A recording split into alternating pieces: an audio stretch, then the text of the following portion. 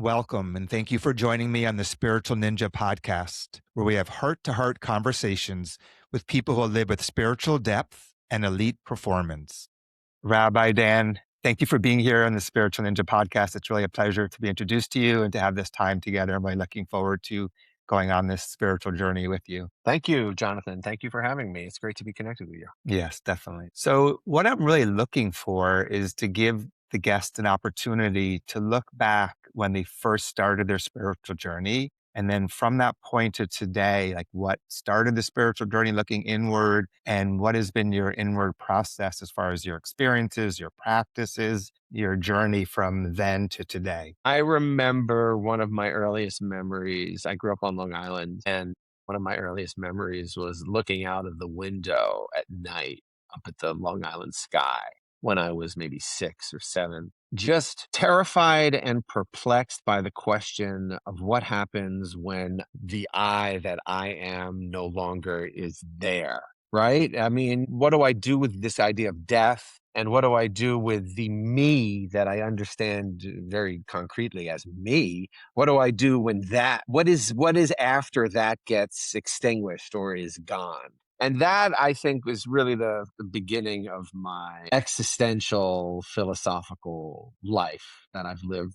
I'm turning 50 this year, so that I've been living since that moment. And my spiritual journey has been in ebbs and flows and fits and starts and in different ways to, I think, try to express or comfort or provide solace or context or meaning or just presence to that terror and that uncertainty that I felt staring out the window at 6 years old. And I think my first real interest in that really was manifest when my father loved everything from the 50s. And I grew up in the 80s on Long Island. So for those of us who are familiar with what it was like growing up in the 80s, I know that's very sort of in vogue now, the 80s, but the 80s were the 50s. I mean, the nostalgia for the 50s was like so ever present. And my father really was into old radio shows, old television programs, and in particular, The Twilight Zone. And I just fell in love with these alternative ways to tell stories through slightly askewed narratives or science fiction frameworks that allow people to engage with some of the deeper existential questions that you would never engage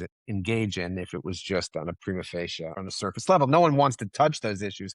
But if I make it about ghosts and goblins and aliens, we can have a little fun and engage with it a little bit. And that combined with growing up in a conservative Jewish household and going to synagogue, and I attended Jewish day school in my elementary school and middle school. So a lot of Bible study and Torah study and sort of a lot of, deep conversation about meaning and questioning and why are we here? And so if you want me to go all the way back, it's been my, I guess, angst, existential angst, or however you want to frame it, on the nature of being and what it means to be anything at all. Yeah, it's amazing because I don't have a very good memory. So when people talk about, being 6 years old and having this moment of remembering that and then that provoking you to seek answers so early on is, to me, is really remarkable. It makes sense in a way because I think we're so close to spirit when we're younger. It's just either not having the memory today of remembering that or whatever it may be, but just that you had that clarity at that point. Now, if you look at studying the Torah and the Bible and everything you've done, and if you had to internalize that, how has that helped you know yourself more than just the I you were talking about? Or how has that helped you find a connection to your spirit, to your soul? How have you found that, or have you found that? And how have you, it seems like you have just talking to you, but how have you nurtured that? Like what is all that, the studying, how has that Yeah. become experience for you? So what I thought about becoming a filmmaker, and I thought about writing screenplays, and I was going to move out to Hollywood. And I was followed in the path of Long Island. I went to college where I studied philosophy and law school where I studied law. And then it was on September 11th that I was in Manhattan on 9/11. And I had thought that to deal with some of these existential questions, these science fiction questions, the nature of being question, I needed to do it in a Hollywoody sort of story or fictional sense. And then after 9/11, I showed up in synagogue back on Long Island in the weeks following it. And I found the beauty that I had grown up with contained in the books in front of me, in the Bible and in the prayer books, right? All of that beautiful wisdom and Psalms of comfort and really interesting lesson. And I found it not being presented in a way towards me, who was in my early 20s in the 21st century. It was really being presented towards a previous generation. It was really sort of stuck in the modes and the aesthetics and the forms of how this Torah was going to be transmitted. And I thought, well, that's a real shame because here, I mean, I was 24. Here, you're people who were in their early 20s who were showing up in synagogue after 9/11, who were looking for 25 years ago. Wow. Who were looking for meaning. And it was just being presented in the same fashions that was relevant to the baby boomers, but not relevant to the people who were sitting in front of them. And so in the following months, I decided to, well, I think after 9/11, it was really devastating because all I had was an option screenplay in Hollywood and a JD, and I had taken the bar exam, and I had nothing concrete to offer anyone. And I remember being scared in my apartment, afraid to go outside with nothing to do, nothing tangible to offer. And I remember feeling in the weeks and months that followed, I never wanted to be caught in a huge event like that with not able to serve. I felt like I could not serve. And I just never wanted that to happen again where I had nothing to serve. And so in the following summer, along with some really interesting classmates of mine, people who had felt a calling. Some of my friends had felt callings to join the military after September 11th. That was something a number of us did. That was not my path. There was a spiritual calling, which was to get back to sort of that why we're here and enter into the seminary so that I could maybe transmit some of the beauty that I found in the Torah that had gotten obscured by the forms or the politics or the trauma or the invested whatever interest that people have in the way that services and religion has to be presented from generation to generation. And so that led what has now been a 25-year pursuit in how do we find a way to tap into the Hebrew Bible without being weighed down, unleadened by the forms and the traumas of the previous generations? Can we recapture it fresh for people who are trying to experience the world as it currently is? And so I have in Manhattan and in Brooklyn and San Francisco and in Austin, Texas, tried to create some alternative or outside the box or new approaches to how we understand the Jewish holidays, how we understand the Jewish text, how we think about prayer, and how we think about family and community that recaptures what I think is just the beautiful lessons in the spirit that are found in the Hebrew. One thing, the reason I started this podcast was because when I was really seeking the answers to the questions you were talking about, it didn't matter really what I studied or who I spoke to. At some point, it came down to the essence of this one spirit, many paths. And I would speak to all different religious, spiritually, there's different things before I did the podcast even. And everyone kind of, in my mind, got to this place of being loving, being kind, being present, being connected to something bigger, and working in a way as one human family, different words, but getting to this point. But I noticed that for a lot of people that I spoke with, people that haven't really deeply internalized that, it was more of a concept and trying to be a good boy or girl or certain That's right. practices that weren't necessarily deeply rooted from their spirit and internalized and lived from the inside out. So I'm curious, in your experience of the Torah or anything else that you've done, how do people, like, I'm going to tell you, I'm not well versed in the text, but if I was to try to interpret it right now, I could see, and this is totally just like going on a whim with this. It's like, okay, some wise people, gods, saints, whatever religion we're talking about, try to write down some teachings and through stories. And then what are we supposed to get from that? Well, reading the stories, and I'm just thinking out loud right now. When I read these stories, it's supposed to touch me in the place that the story is coming from. And it gets me this experience of that. And maybe it gives me some frameworks as far as a model to do that. I'm curious, how have you seen for yourself or others through using traditional religion, through using these scripts, these sacred Bibles, to actually internalize, embody the essence of it in yourself and not get caught up in the external of it? Yeah, no, that's a good question. And you really, I think, hit on something I've been thinking about recently, which is just all of the different projection. So I've been a rabbi almost for 18 years now, and just the projection that is put onto me when people meet me. They assume that I have an idea of what God wants for them. And they also assume, because they're humans, that they're not living up to whatever outsized projection they have for me that I have for them, like what they're Mhm. supposed to be eating, who they're supposed to be sleeping with, like what they're supposed to be doing on certain days of the week. Yeah, yeah. And I think, unfortunately, I think there is a lot of that.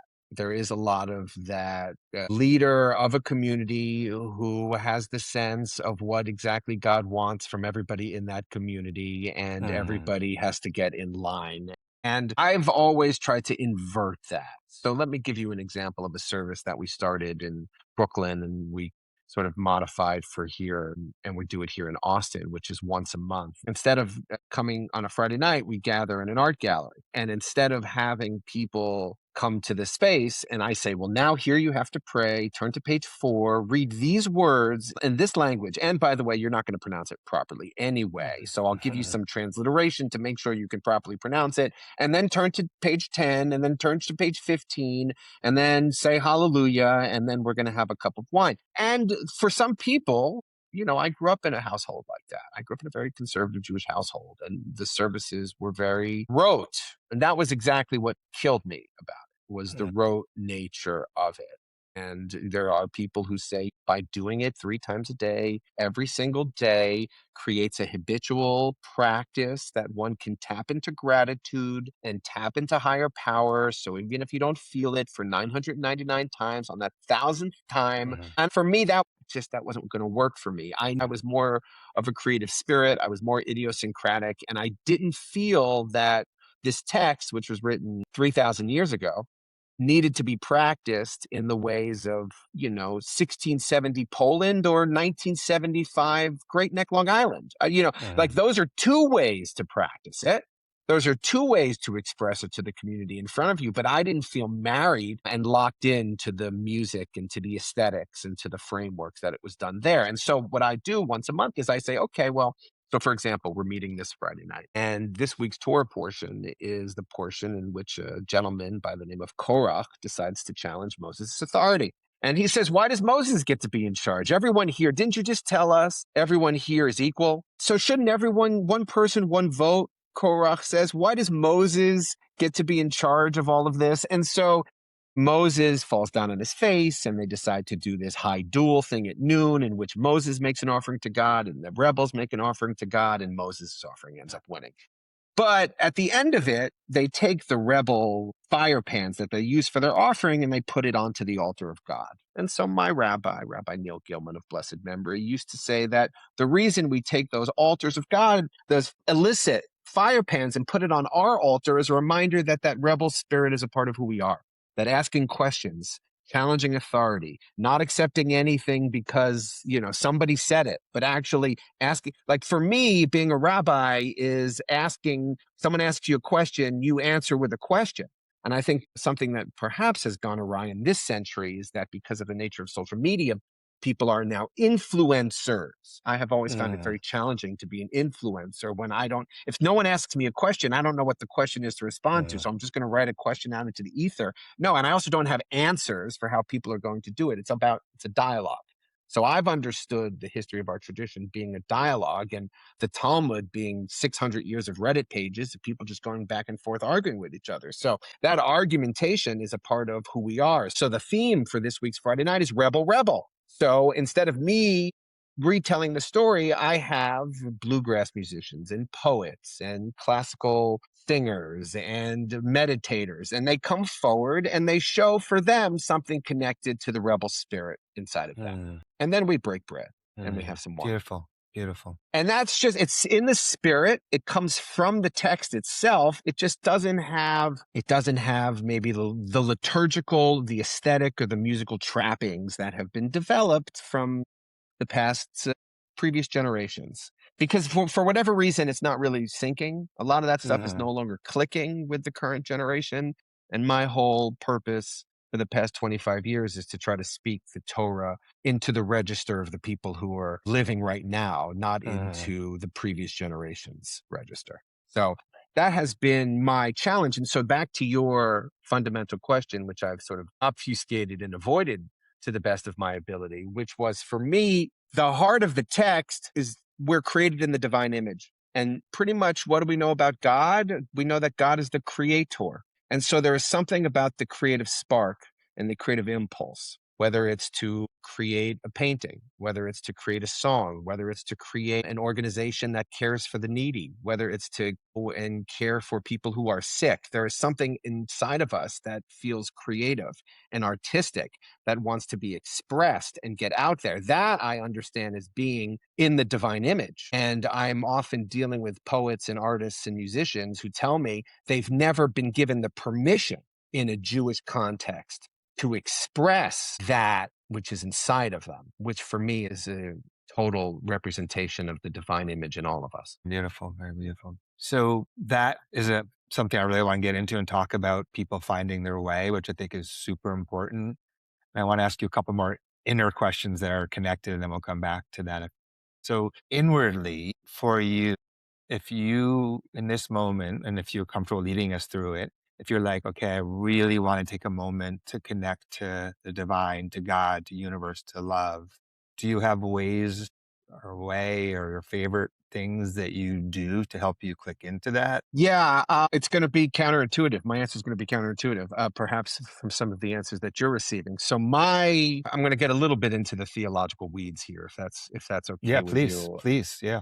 My professor said that the most interesting thing that he's ever heard anyone say about God came from his ophthalmologist, who says you don't see with your eyes, you see with your brain. And that if you just show with your eyes, all that you would see would be colors and light and pixels. Like, I need my brain to say, oh, I'm looking at the computer, I'm on a podcast, right? It has to provide the context for all the stimuli that's coming in. And so everyone ultimately has a framework that they create in order to give meaning. The religious framework is one where, through prayer, through interaction, and through conversation, I can step outside and I can see holy rebelliousness this week.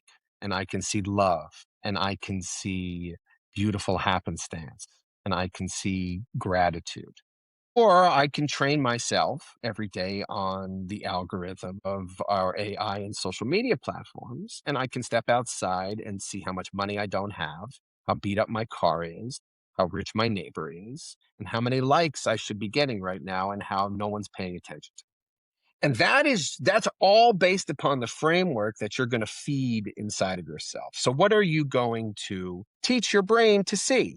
Are you going to give a religious education or a spiritual education where you're focusing, where you're meditating, where you're praying, where you're connecting to be able to see beauty and joy and love? Or are you only feeding yourself those things to see only divisive stuff? So that's the first thing I want to say. Now, for me, studying with that rabbi, I had to begin to find out how I was going to come to understand God, because I studied philosophy. I was very analytically inclined, very logical, law school, I'm from Long Island. Like, my mother, it'd be like, the idea was, it's like, it's okay that other people believe in God, but somehow we're above that. We're smarter than that's for, and that was just always in a high functioning or high academic environment. That's just the ethos, especially in the 80s in Long Island and so on and so forth. And for me, I was able to find God through the early 20th century Jewish existentialist philosophers like Franz Rosenzweig and Martin Buber in particular. And Martin Buber's idea of God has been sort of, you ask me how I connect to people, where do I check in? Jonathan, it's doing this podcast. And let me explain. So Martin Buber has two frames of which relationships that you can have in this world. It can be an I-thou relationship or an I-it relationship. So an I-it relationship is, I'm Dan, and Jonathan, you have a big following and I need to sell tickets. So I'm going to send you my gift and I'm going to need you to share it on your feeds to promote my thing. Well, what do I care about you? I've turned you into a thing. I've totally thingified you. You're now a complete it. who is as useful as a agentic AI or as real as an agentic AI in my mind, because you're just fulfilling the purpose that I have in my mind. So that's an I-it relationship. And the more technological we become, the more disconnected we become from human faces and human people, the more we're thingifying and quantifying other human beings for our own purposes. Buber would say that's one type of relationship you can have. The other type of relationship is an I-thou relationship, which is I'm going to sit in front of you, preferably in the flesh, but this will do for now. And I will look at your face. And we didn't prepare anything for this conversation. I mean, we literally never met before 2 minutes before I went on here. So I don't know what you're about. You don't know what I'm about.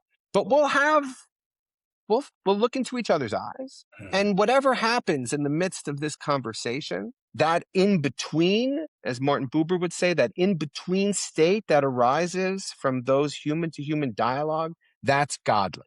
That's where God is found. So God is found in the mystery of the other minds and in the dialogues that can happen. So for me, when I'm in my biggest spiritual ruts, that's when I lean into my worst childlike impulses, which is to go into my room and hide under the covers and close the door and just focus on getting myself into whenever I do that, I'm more disconnected from God than you can imagine.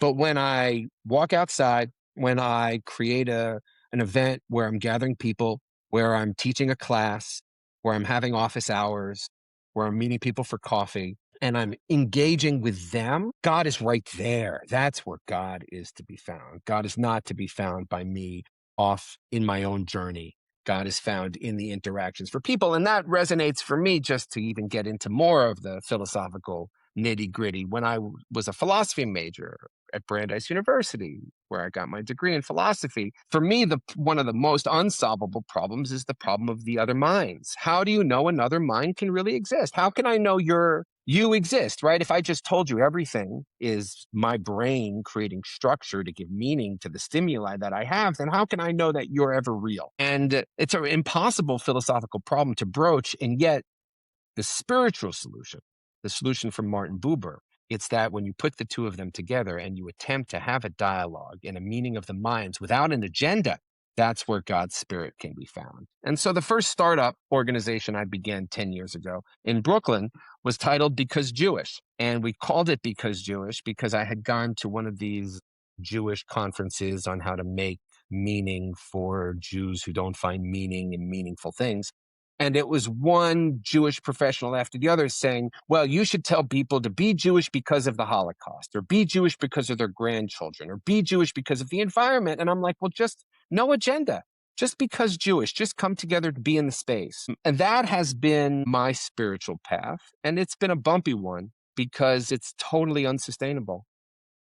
It's totally unquantifiable. And, as running a startup, and, maybe you can get this, like running a startup that exists only in this space without an agenda to create happenings that might never happen again. People are like, well, I mean, what is that? Well, that's real. That's human. That's what people are looking for. And so what is Moses? When Moses, back to the Bible, Moses is sent by God. God says to Moses from the burning bush, go free my people, go back to Egypt and free my people. And Moses says, okay, fine. Who do I say sent me? What's your name? All right. And what does God say? God says, Ehyeh Asher Ehyeh, which in ancient biblical Hebrew is sort of a tenseless way to express the following. So it can be translated correctly as either I was that I was, I am that I am, or I will be what I will be. And for me, this was the ultimate expression of freedom. Who God has been in 1500s or 1980, God's not bound to that. God was what God was, and God is free to be who God will be. And who God is today, God is free to be different from that in the future. And if we're then created in the divine image, then we also have the freedom to create and to be artistic in ways that have existed or been created before. And so I like to say that Judaism does not believe that the past is prologue. We believe that you have the freedom because you have been created in the divine image by the creator, whose key characteristic is to create in the process of being artistic and creating spaces or creating dojos or creating art or creating music or creating places for people to care for each other, you're expressing that, I don't know, that most fundamental aspect of yourself. Yeah, it's interesting when you're talking about creating, because if you think about, let's just use the Torah as an example, that was created, but then a lot of people are not creating using it. They're trying to follow a rule so they can be approved by God. And even though they can never live up to that idea in their mind. And then when you're talking about our brain is the Yes. one that is processing it and coming up with the meaning. So basically, when you're talking about the God before and the God today, well, it's just us interpreting it because it's the same divine creation energy. Probably it's always been there and just that one essence, and we're all interpreting it. But I think the problem is so many times our interpretations, we look for external handles to tell us that we're not going to fall, even though we're afraid of falling. We think we should fall because we're not good enough, instead of saying, well, where do I find those internal deep roots to grow? So I'm not afraid of falling because I have my roots. No, that's I very think good. It's dangerous. It's very good. It's dangerous to stink into that scary existential dread I felt when I was 6 years old, right? So we want to create all of these frameworks so that that dread is kept at bay to a certain extent. But how much, I guess, how much are we willing to put up with? How much construct are we willing to put up with? How much self-sacrifice and sort of diminishment of self are we willing to put up with? I mean, for me, I understand the Hebrew Bible as this is an encounter with the divine that was expressed as best as it could be expressed to the people living 3,000, 2,500 years ago. It's in their frame of reference. It's very agrarian. It's very much having to do with livestock and Mhm. animals and things that are not super close to me, even though I do live in Texas, are not super close to me at the moment. So for me, there is beautiful truth and wisdom to be found in the stories and their meanings. But sometimes if we're hung up on the literal stuff, if we're so hung up on the exact words and how they were expressed and having to adhere to that 3,000 years later, then I think you actually become farther away to the original message that I think was trying to be conveyed. Now, not everyone's going to agree. Yeah, I guess if you believe, like, let's just pretend without getting to any religion, like, oh, this person, Bob, is the only God that ever existed. So whatever Bob said goes. And since someone told me this is what Bob said, then I'm just going to go with that. And that's one way of looking at it. And I know I'm actually going to have this woman on my podcast soon, but supposedly she's a specialist in Jesus. She's been studying Jesus for decades. And one day I talked to her and she said, Jesus had one teaching and it was love. And if anyone tells you anything else, that's not truthful. And underneath love, there was forgiveness. And she said, anything else is like man-made. And that's, obviously her interpretation, but everyone I've spoken to, there's another man, another New York Jewish fellow who's been a Sufi teacher for decades. And he has an organization called the Brother of Abraham, I believe, where he brings the four Middle Eastern religions together and tries to support peace. And so he's been doing this for decades.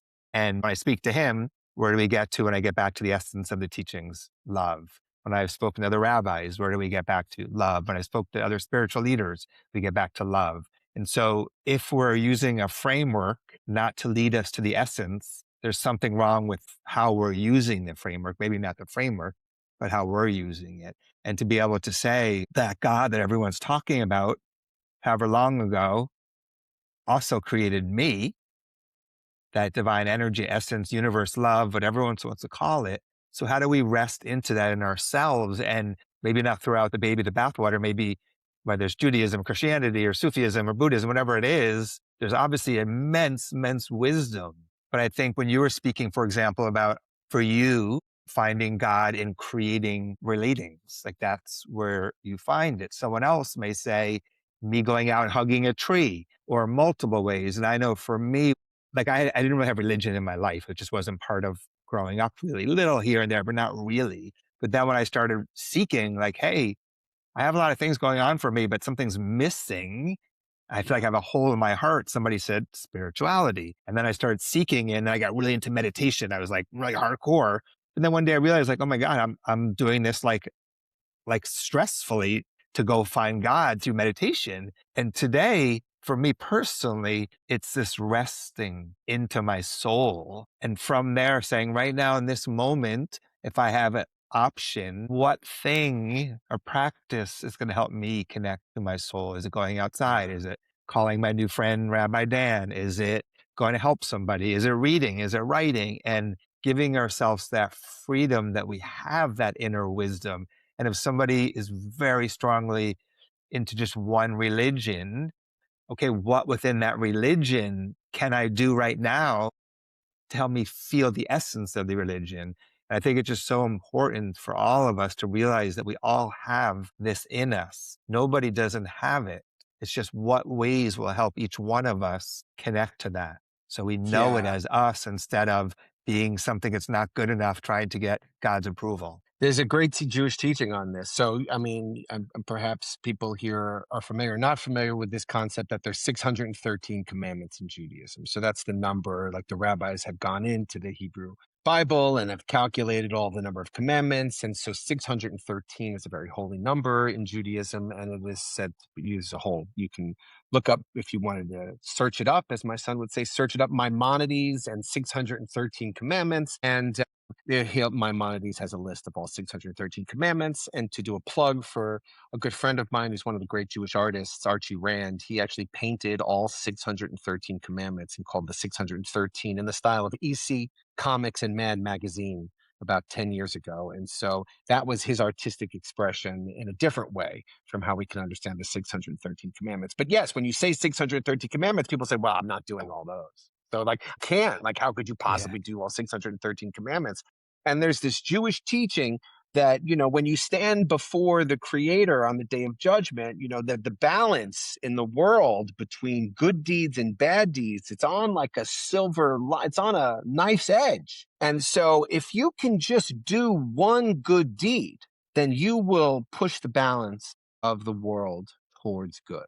And so if you can just find one mitzvah, one good deed, whether it's clothing the naked, feeding the homeless, taking care of the widow, or being a peacemaker. Like, if there is something about you that you can take one of these commandments and make it essentially yours and just get really good at it and just flourish in taking one of these commandments and identifying with. Now, in the Jewish Bible, in the Hebrew Bible, the 12 tribes are broken up, and each tribe is given their own flag. And it's different, right? There's one whole group standard, but every tribe is given its own flag. And the rabbis say, why does everyone get their own flag? Well, that's because people express themselves differently. Not everyone is going to be a accountant or a lawyer or, a doctor, as my parents and grandparents might have. And other people are going to carry different flags. Other people are going to express themselves in different ways. And there's a wonderful story of the Chafetz Chaim, who's this great rabbi in Europe, and there's a famine that's going in the land, and people are struggling. And he goes into the synagogue, and he sees the wealthiest guy in town in the synagogue 24 hours a day, 7 days a week, praying the Psalms over and over in the corner of the synagogue, praying the Psalms. And the rabbi, Chafetz Chaim, goes up to him and says, get the hell out of here. You're an entrepreneur. You can build businesses. You can help feed people. Your flag is not to be in here studying all day. Your flag is to be out fulfilling the purpose that God has for you.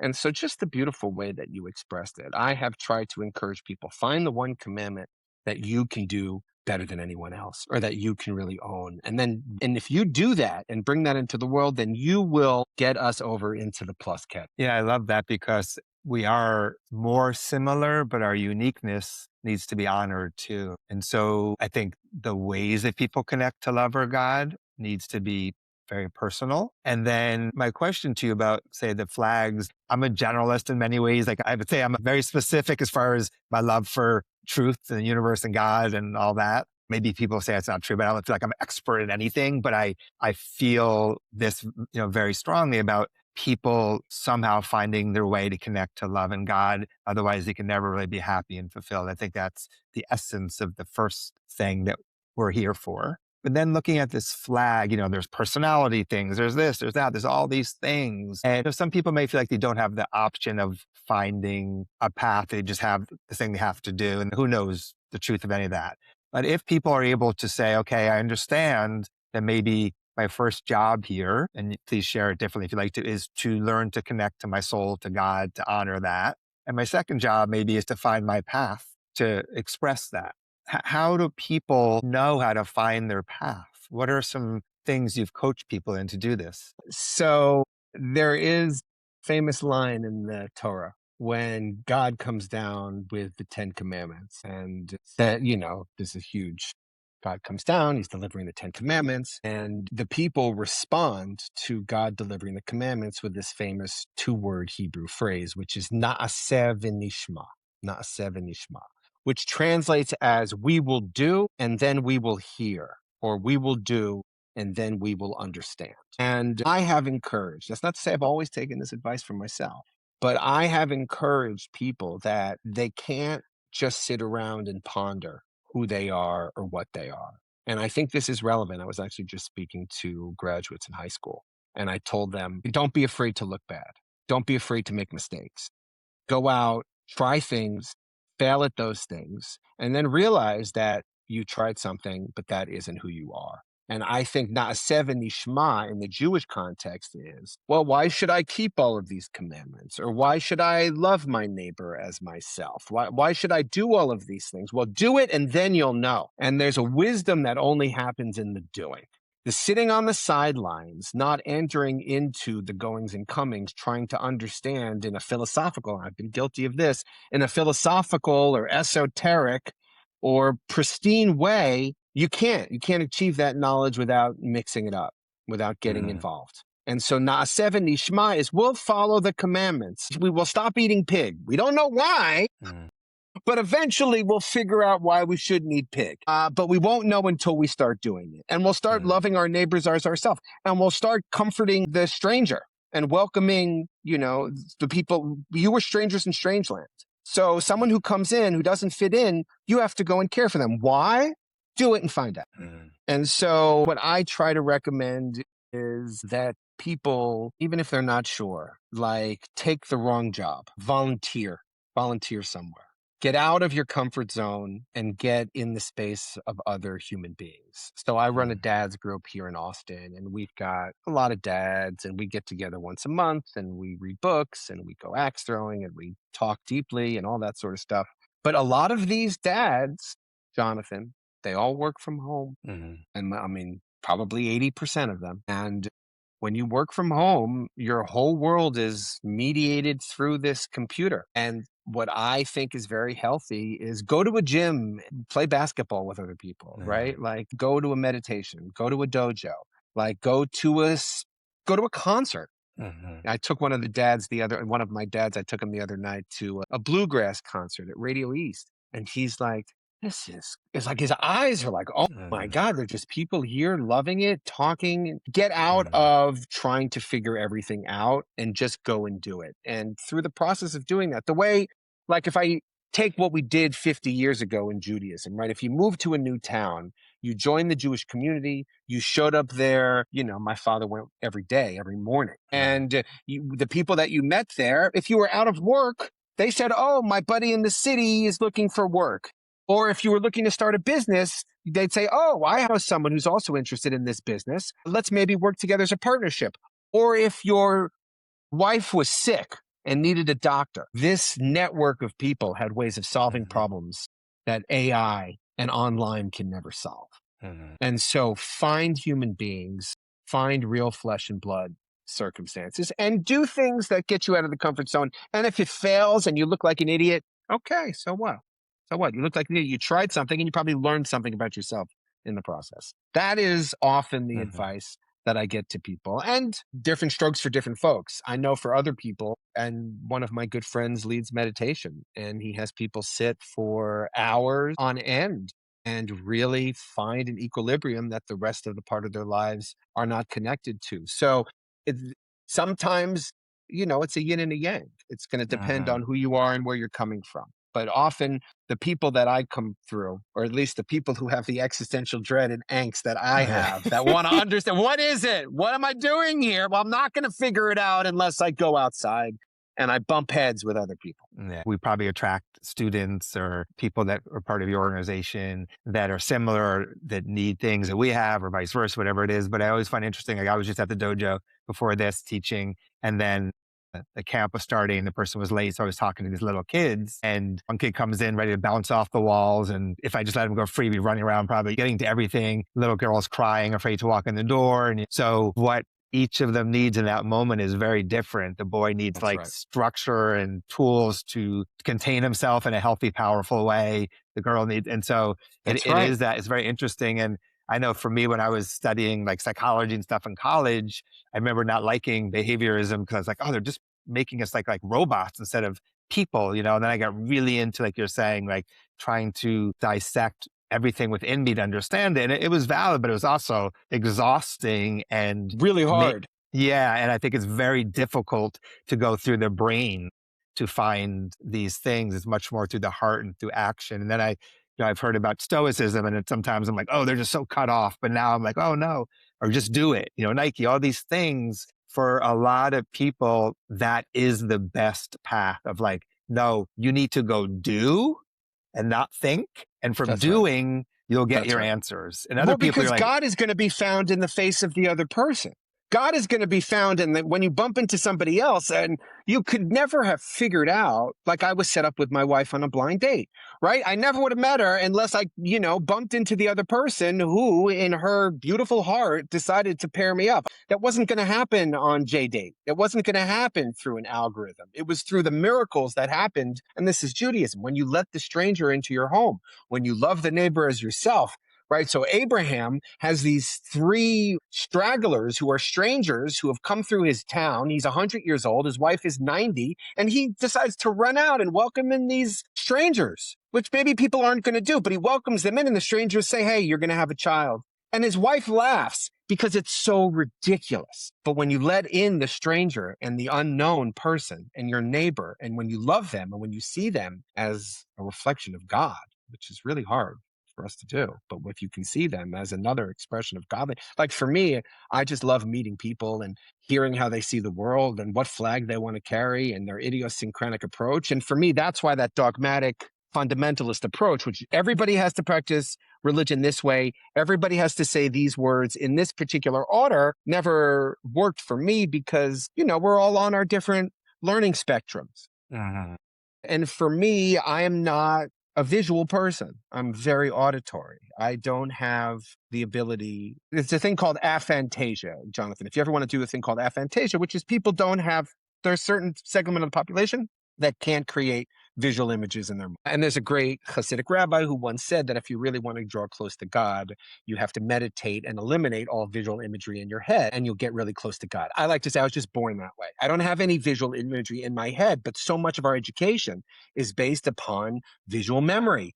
And so for me, it was very hard to read fiction because I just saw black words on white pages. I didn't see what Huckleberry Finn looked like. I didn't have an I can image of relate it. to that. Yeah. Yeah. I can relate. So it's Yeah. just really hard. And so Yeah. finding ways to connect to love, to connect to God, to connect to the tradition, using different modes and mediums, and whether it's auditory or whether it's visual. I had this when I was a rabbi at a large congregation on the West Coast. I had this one very bright doctor came up to me and she said, Rabbi, I don't understand your sermons at all. Just not even slightly. And for me, I would tell stories like, I'm going to tell this story. I'm going to make a connection here. I'm going to trust that you're going to use your creative impulses, right? When you write screenplays, from one scene to the next, the viewer will make up what happens in the middle. That's why if you ever write a screenplay, you don't have to explain everything out because the viewer will fill in the gaps. And so I always like to say, let the people make their own connections. I'm going to tell the stories. I'm going to lead them on a path, but I'm going to let each person create. And this person was like, no, I'm a structural visual person. I understand everything is point A to point B to point C, and you're not delivering for me, which she was right. I was only speaking into certain people's, it's like you said, everyone finds you. I was only speaking into certain people's register. And so then I had to learn, how do I build out visual approaches, which might not be second nature to me, so that I can Mhm. communicate to people who might not hear me in a day. Yeah, I can relate to that with teaching because for me, even though I like to know the why, I'm always very curious, like, well, why and how and all that. But ultimately, it's like I'm very kinesthetic. I need to feel it, I need to do it and to own it. And so, one of the martial arts I teach is very much based on that instead of technique, which I always was doing was technique, technique. And it reminds me of religion, like framework, framework, framework. But then, wait, who's the one doing the framework? That's what I need to look at. Some of my students, and I get it, like they want me to be able to go step 1, 2, 3. This is the technique. This is how you do it. Instead of saying, feel a long posture, keep your muscles soft, breathe, be present to what's in front of you, and trust your body can adapt. And it's true, it can, but for some people, You they got it. don't feel they can do that until I give them step 1, 2, 3. And so in one way, I'm like, okay, those are the people that I should never give step 1, 2, 3 in a way, because in a way, the opposite's best for them. But if I don't, they may not stick around to do it. So I have to figure out on some level, how much 1, 2, 3 can I try to give them the right challenge for them to find, just trust your body. And people are all over the place. I'm like, you know what? Maybe if you just stay still for 1 second, that's going to help you. And so it is so alive. No, I love that. That example is awesome because like, then what happens if you give them the 1, 2, 3 and then, no, it has to be, we have to do the 1, we have to do the 2, we have to do the 3. And then all of a sudden the 1, 2, 3 become like the word of God. And you're like, no, the 1, 2, 3 was just to get you into the flow state. And I was trying to give you tools to help you achieve that flow state. But you've now turned a religion into the 1, 2, 3. And I think that's where so many of religious folks find themselves. And you do need, I think, as I began with, like, it's what is the stimuli that you're putting in? Are you teaching yourself to see gratitude and love, or are you teaching yourself only to see division and hate? So you do need some sort of repetition here. And I think after talking to me, I'm not a fan of repetition. Yeah, But yeah, yeah. but I do think like Judaism has high holidays. We have Passover every year. Like we have touch points on the calendar that we have to hit every year. And we have Shabbat once a week. So if you can keep those touch points in those calendars, and that's how I understand. Yeah. Without turning the 1, 2, 3 into the absolute Mhm. have-tos, and you're a bad person if you achieve it a different way without the 1, 2, 3s, is very much the similarity that you and I. Yeah, and it's almost like if you say, okay, my goal is to be connected to my soul and to do good work in the world and to help as much as I can, whatever somebody would say, like, okay, that's a great goal. Well, how are you going to break that down for the year on some level, right? To big chunks. Okay, well, how are you going to break that down to 3 months or months? And so in some ways, these frameworks are giving you these touch points on your goal so you don't get totally lost. That's right. That's right. That's exactly right. And then, yeah, and then if somebody, for whatever reason, was like, oh, my mother's dying and I'm going to be there in love, I can't make the service. If you were like, okay, what do I really believe God would say to me? Oh, I have to run to this building for the service? Or is it better to serve this person in this moment in God? And so I think it's like using the framework, but not letting the framework blind us to where the framework's taking us. And that's a hard balance. I've been a rabbi for a long time now. That's a lot to ask of people. People often don't come to me looking for ambiguity. And of course, I confound them. But people want to know, what am I supposed to do? My father is dying. What am I supposed to do? I'm having a baby. What am I supposed to do? Tell me what I'm supposed to do. And if I'm telling them, well, you have to find the right flow state and figure out how to adapt to enough habitual stuff to keep you habituated to seeing God in the world, but also some creativity and maybe let in some artistry that might trigger you and might bring up uncomfortable feelings. You have to let in a certain amount of how much, well, it's going to, people are like, what are you Yeah. talking about, Rabbi? You've totally, like, so my Rabbi Gilman of blessed memory would say, my movement that I was ordained to was the conservative movement. Well, that's not a really good name for what we're doing, right? Conservative doesn't really fit it. So he's like, well, let's just change it to a movement in tension.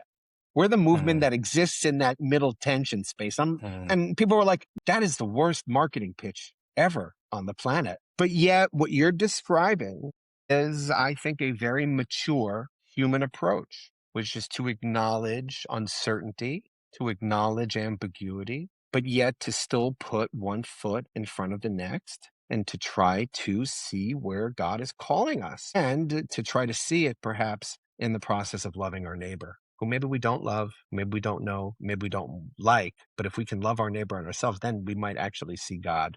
And to answer your question, if we can do that, then maybe we will know why we're here. Yeah, and talking about why we're here, for you personally, for people that interact with you, that you work with from now and the future, if there was like a deep message that you really hope people get from who you are as a person and your influence and their interaction with you, what do you hope do you take from that? Be more human, like trust your gut. I noticed this in a lot of people. They'll go to ChatGPT or they'll go to AI before telling you how they think. Mm, People are worried about making mistakes. mm, People are trying to craft. People email me, Jonathan. I get emails written by AI. People write their rabbi in AI.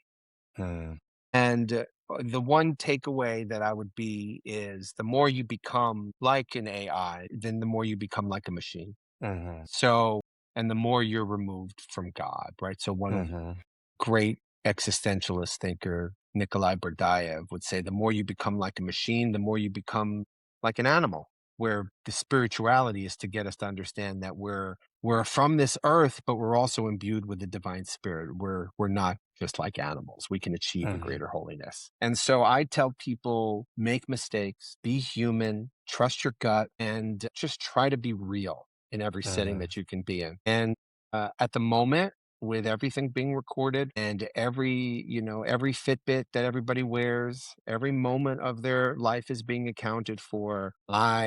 For me, that feels very confining. That feels a mhm, lot like Egypt to me. That mhm. feels a lot like Egypt. And so if people can break out of that and to find settings where they can do something unexpected and be real human for someone in a way that surprises themselves. That I Yeah. think is the lesson that I try to have for people, because I really feel that the more disconnected we become, the farther away we become from God. Right on. Yeah, I think within ourselves and obviously what we're supporting in others. Like I actually use AI a lot, but what I try to do is I try to fully express me. Like say, for example, like I'm rewriting my parenting book right now, and I'll totally share stuff from my old book and then also my insights today. And I'll be like, this is what's really important to me. And then I'll get it and I'll go back and forth. But I think the difference and what I'm trying to get clear in myself right now with what you're saying is, and this is the way I can see is like, trust your heart and your soul.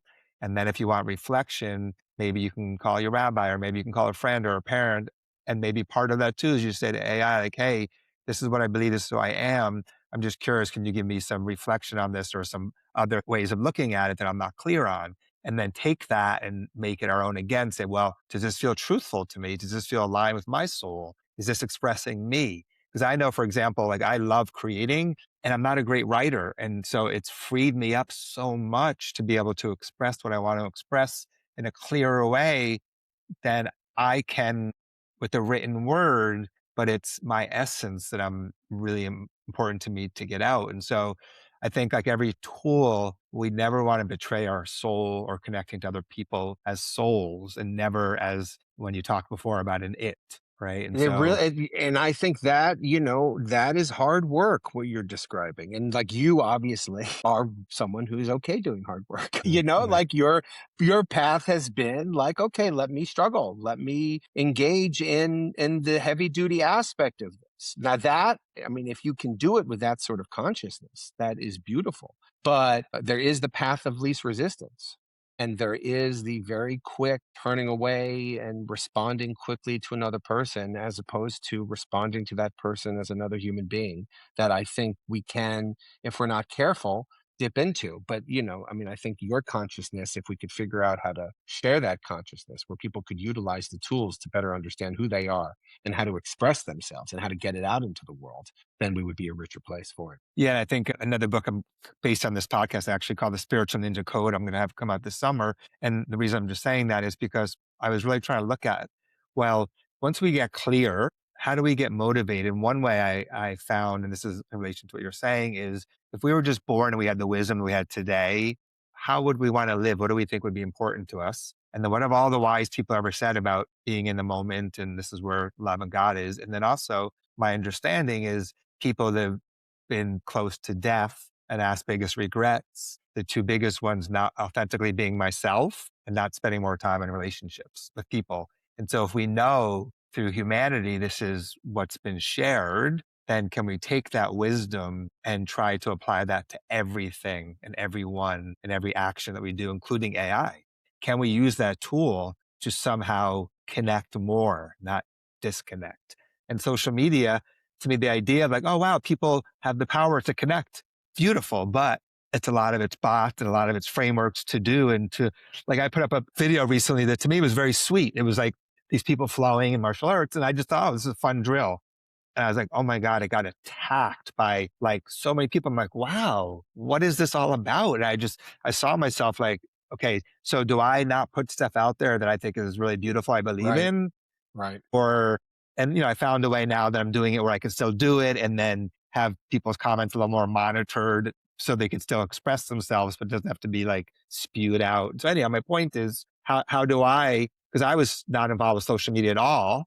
And now I'm like, you know what? I feel good about what we do. I want to share it. Yep. And so how do I share that and not be controlled, but also be aware that this does exist, right? So how do I use that medium for good and not get caught up in any of it? Just let me create. It's really for hard. goodness. Yeah. Yeah, it And is. no, Yeah. it's a real, if you've ever read any Marshall McLuhan, the medium is the message is another good philosophical topic on how to deal with new technologies and how to deal with alternative mediums. You said something really beautiful there, which made me think of the actor Jim Carrey. He talked about going to see his father, after he had died and seeing him dead in the casket. And he said that he saw his father who had failed at everything he had tried in his life and was miserable and only tried to live up to what other people wanted him to do and failed all along the way. And he says, I looked at my father who tried to do what everybody else in the world wanted him to do and failed at it. And now he's dead. And I thought, well, I'm going to be dead too. So if I'm going to fail at everything, why not just fail at the stuff that I want to do? And that, I think, is exactly right. I think that's exactly right. And so if you can utilize those tools and technologies to tap into who you are and who you're supposed to be, that's great. But I do feel that the magic that we often find is when we can get outside of our sort of solipsistic mind and get into the amazing reality that there are other human beings who are neighbors, who are walking around with their own minds and their own frameworks. And if we can meet them and we can love them as ourselves, then we might see an aspect that we could never have found on our own. It's right on. I talked about these little miracles, and I will wind up. I received this book in the mail from somebody I don't know, and it had a little note. And then it was like a business book. And somehow I'm like, okay, I feel like this is something I should read. Like it just felt like that. And I was reading it. And one of the things he said, which I think pertains to religion or whatever it is he was kind of saying, like, what is something that you feel that like really drawn to, like as far as an action, doing something? Is it helping people? Is it art? Whatever that is, right? And then how could you take that in a way to help people and what people need? And so if you look at it from any framework, whether it's business or religion or being a good person, like what do you call, pull, Yep. drawn toward? Yes.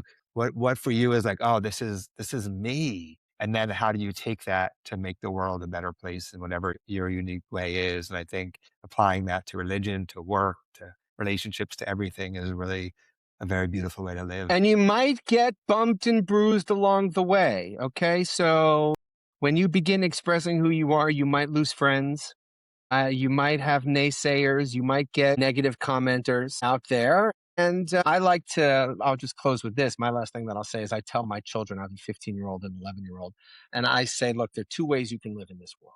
I said, you could either just be parve, like just parve is not meat, not dairy. You could be plain. And you don't elicit strong feelings in people. You can show up at places. People know who you are. You've achieved a lot of acquaintances. No one's too hot. No one's too cold on you. You never express anything too much. And you just have lived a nice parve, not too hot, not too cold way.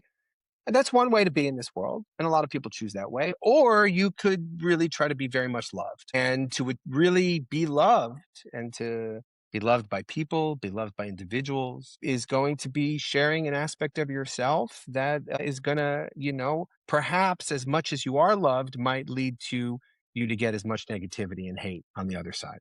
And so it's just a choice. It's just a choice. Going towards that love, putting yourself out there, you will get a lot of huge fans and people who really admire what you posted. And the more you get the people who love it, I have just found you get the garbage on the other side. And so I just want to encourage you and everybody else, Keep putting yourself out there. Keep expressing who you are. We need it. We cannot survive with everyone speaking the same things and doing things the same way. Like, we need more creativity. We need more idiosyncratic expression. So thank you for inviting me to share some thoughts on your podcast. And thank you for doing what you're doing. Yeah, and thank you. I love, love, love seeing a tradition, a religion being brought to this time period in a way that actually serves people in a way that they can understand, instead of feeling badly for not getting it. And instead, it's like, no, there's beauty, there's essence. It's you, it's your heart and soul through this path, and we're going to make it work for you today. And we need it. We need it. We desperately need it. Just as much as they needed it 50 years ago and did it the way they did it, or 150 years ago. We need it. We need it for ourselves. That's right. Thank you for being a messenger of that and a practitioner of that and a lover of that. I appreciate and respect that very much. Well, thank you for having me on, and good luck and Godspeed with everything that you're doing. Thank you, and the same to you. Thank you for being part of the Spiritual Ninja podcast. I really appreciate you being here. My goal with the podcast is to share heart to heart, soul to soul conversations. So if you would be so kind to share and to follow, that helps me get the word out about the podcast. Okay, thank you, and hope to see you on another podcast soon.